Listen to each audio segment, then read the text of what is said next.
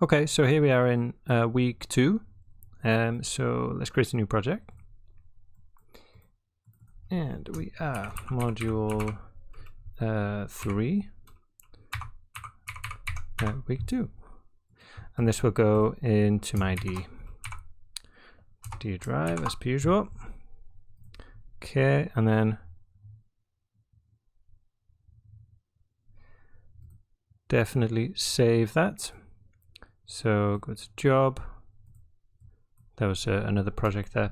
What are we doing? Smoke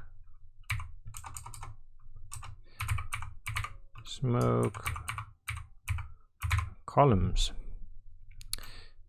Version 1. Accept. Great. And let's create my geo. Call this smoke. Go inside, and then my pyro configurability smoke. Okay, let's make the background dark, and let's optimize, or not optimize, let's increase the quality of the geometry. Okay, so yeah, the plan here is to create a smoke column, you know, trying to get a bit some nice detail in there, some nice velocities and turbulence, and then we're going to create well, up to you how many, but I made 10 wedges, 10 versions of that using PDG. Okay, so let's just start working on this. So I'm going to give this change this to polygon. I want to make it a a bit more of an interesting kind of form. Give it a more interesting start kind of shape, right? So we can do that with getting a sphere and then dropping a mountain. Okay. And turn off this center noise. We'll get kind of minus values if we do that. And then if we change the time to $t,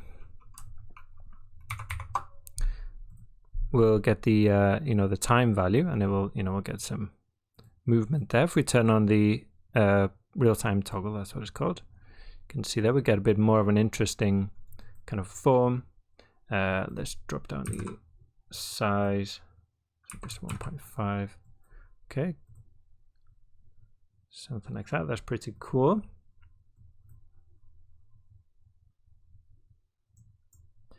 Okay, so that will generate our points. We do want to generate in the volume like this. I'm not going to be emitting into the ground, so what we can do here is clip this.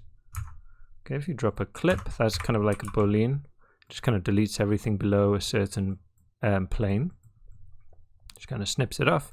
But then the problem is, we don't have a solid object to scatter points into. So if you use a polyfill, there, okay, gives you kind of a horrible piece of geometry, but doesn't really matter. We could do like triangles, probably a bit better. Okay, and then they give it, that kind of just snips it off at the bottom there like that. Okay, and then yeah, we're adding noise. We'll look at adding some velocity to this as well. So let's move out a bit.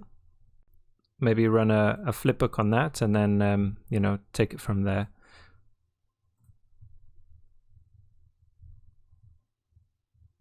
Oh, before we do, one thing that will help in terms of time, in the solver, let's just in the setup turn on close below 0 to kind of give us that ground plane. Okay,